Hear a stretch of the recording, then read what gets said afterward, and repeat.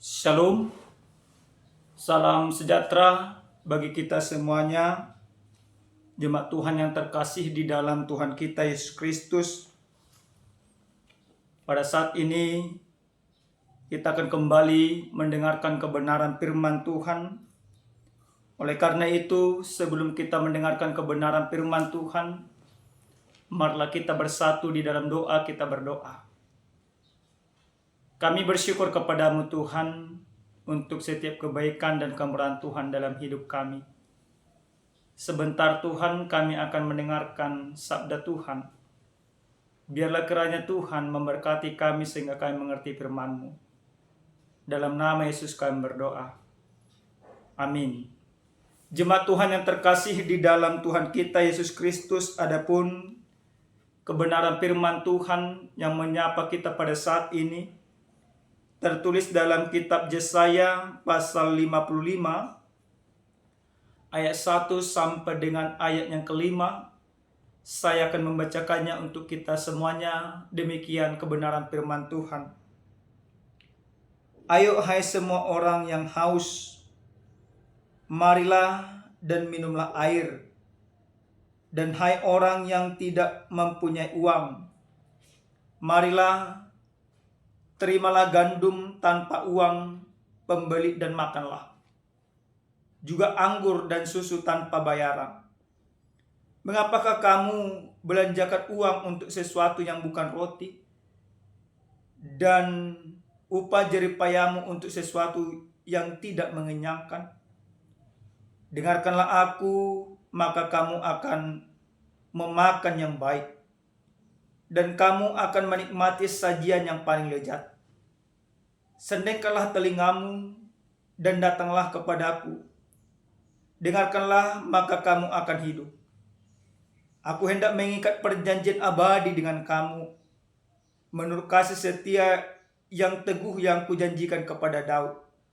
Sesungguhnya aku telah menetapkan dia menjadi saksi bagi bangsa-bangsa, menjadi seorang raja dan pemerintah bagi suku-suku bangsa. Sesungguhnya engkau akan memanggil bangsa yang tidak kau kenal, dan bangsa yang tidak mengenal engkau akan berlari kepadamu, oleh karena Tuhan Allahmu dan karena yang Maha Kudus, Allah Israel, yang mengagungkan engkau. Demikian pembacaan kebenaran firman Tuhan.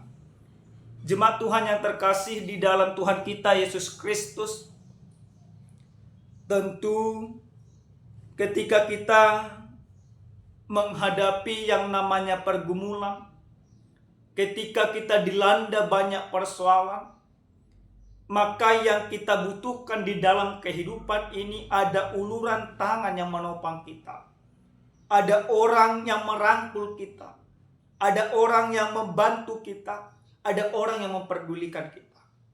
Sebagai manusia itu yang kita inginkan ketika persoalan melanda. Nah, Bapak Ibu yang terkasih di dalam Tuhan kita Yesus Kristus, dalam kebenaran firman Tuhan yang sampai kepada kita pada saat ini, di mana umat Tuhan yang pada saat itu lagi dilanda persoalan, lagi bergumul, karena mereka terbuang di sebuah kerajaan yang tidak mengenal Tuhan, yaitu kerajaan Babel. Maka di dalam pergumulan yang sangat berat itulah ada seruan Tuhan yang Tuhan sampaikan kepada mereka lewat Nabi Yesaya. Seruan ini merupakan sebuah pengharapan, dan inilah yang diinginkan oleh bangsa itu. Dalam seruan ini Yesaya mengajak bangsa itu untuk kembali ke jalan Tuhan. Yesaya mengajak bangsa itu untuk kembali kepada ketetapan Tuhan. Maka apa yang disampaikan oleh firman ini kepada bangsa itu pada saat itu, dikatakan di sana, ayo hai semua yang haus, marilah dan minumlah air. Dan hai orang yang tidak mempunyai uang, marilah terimalah gandum tanpa uang pembeli dan makanlah juga anggur dan susu tanpa bayaran. Sesuatu yang akan Tuhan berikan kepada bangsa itu secara gratis. Kalaupun bangsa itu diibaratkan seperti orang yang haus, seperti orang yang kelaparan, karena penderitaan yang mereka terima di dalam kehidupan mereka, karena penderitaan yang mereka rasakan oleh karena keterbuangan itu, maka Tuhan memanggil mereka, mari datang kepada Tuhan. Yesaya pasal 55 ini merupakan akhir atau di penghujung daripada penderitaan bangsa itu. Allah ingin mengembalikan mereka, Allah ingin menuntun mereka, Allah ingin membawa mereka kembali ke tanah perjanjian yang sudah dijanjikan oleh Tuhan. Dan yang Allah inginkan daripada bangsa itu, supaya bangsa itu kembali ke jalan yang benar. Supaya bangsa itu kembali mendengarkan Tuhan. Kalau selama ini mereka menderita, kalau selama ini mereka merasakan persoalan yang begitu berat, karena mereka tidak mau mendengarkan Tuhan, karena mereka tidak mau hidup di dalam Tuhan, maka sebelum mereka kembali, sebelum mereka masuk kepada anugerah Allah, kembali ke tanah Yerusalem, bangsa itu diinginkan untuk menjadi bangsa yang berubah. Dari bangsa yang tidak mendengarkan Tuhan, menjadi bangsa yang mendengarkan Tuhan. Dari bangsa yang tidak taat, menjadi bangsa yang taat hanya kepada Allah. Ketika bangsa itu mau mendengarkan Allah, maka bangsa itu akan memakan yang baik, akan menerima yang baik dari pemberian Tuhan. Bapak Ibu yang Tuhan kasihi di dalam Kristus Yesus, bagaimana dengan kita? Firman ini merupakan firman yang diperdengarkan kepada kita di dalam minggu Quasimodogeniti, yang artinya seperti bayi yang baru lahir, yang rindu akan air susu. Nah, Bapak Ibu, kita sudah merasakan sukacita yang begitu luar biasa ketika Kristus telah bangkit, ketika kita bersama-sama bersukacita merayakan Paskah, maka kita dilahirkan baru, maka kita diperbaharui di dalam penebusan yang Yesus lakukan. Kita diperbaharui di dalam kebangkitan yang telah Yesus lakukan. Maka hidup kita yang selama ini hidup penuh dengan keberdosaan, hidup penuh dengan kenajisan, hidup penuh dengan kecemaran oleh karena dunia ini, tapi di dalam Yesus Kristus kita dibaharui. Di dalam Yesus Kristus hidup kita tidak sama lagi. Kita diibaratkan seperti seorang bayi yang baru lahir, yang penuh dengan kemurnian, yang penuh dengan kesucian, tanpa ada noda di dalamnya. Maka kita sudah dilahirkan baru. Tidak ada noda dosa lagi, tidak ada noda kecemaran oleh karena dunia ini lagi. Karena kita sudah dibaharui oleh Yesus. Lalu apa yang Tuhan inginkan dari kita? Kalau orang Israel sebelum mereka dibawa kembali ke tanah perjanjian itu, Allah menginginkan sesuatu yang baru bagi mereka. Perubahan karakter, perubahan pemikiran harus terjadi di dalam kehidupan mereka. Dan kita juga tentu demikian. Allah yang melepaskan umat Israel dari tanah Mesir, juga melepaskan umat Israel dari perbudakan Babel. Dan Allah yang sama juga, Alfa Omega itu juga, yaitu Yesus Kristus. Allah yang sama, yang melepaskan kita, yang menebus kita dari segala keberdosaan. Penebusan yang Yesus berikan itu bagian daripada cara Allah menunjukkan kasih-Nya yang begitu besar bagi kita. Maka yang pertama Bapak Ibu yang terkasih di dalam Tuhan kita Yesus Kristus, di dalam firman ini ketika kita merayakan Minggu Quasimodogeniti, kita mau diajak untuk mau mendengarkan firman Allah, supaya hidup kita yang sudah dibaharui oleh Tuhan, supaya kita diberkati oleh Tuhan, maka kita diajak, dengarkanlah Tuhan. Tuhan satu-satunya yang kita dengarkan di dalam kehidupan. Tuhan satu-satunya yang akan kita dengarkan dalam menjalani setiap kehidupan ini.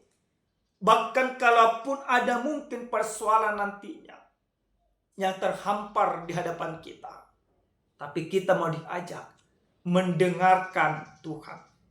Dengan mendengarkan Tuhan, maka Tuhan akan menopang, Tuhan akan melawat, Tuhan akan memberkati kita.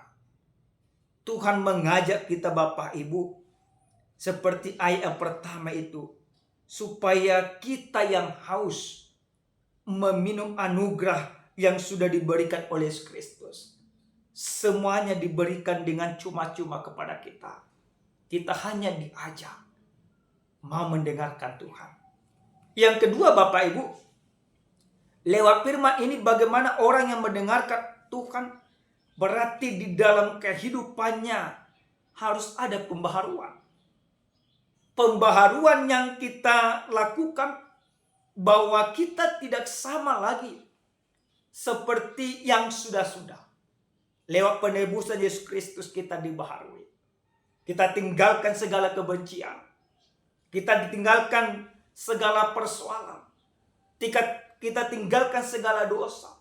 Maka mari kita masuk ke dalam pembaharuan di dalam Tuhan.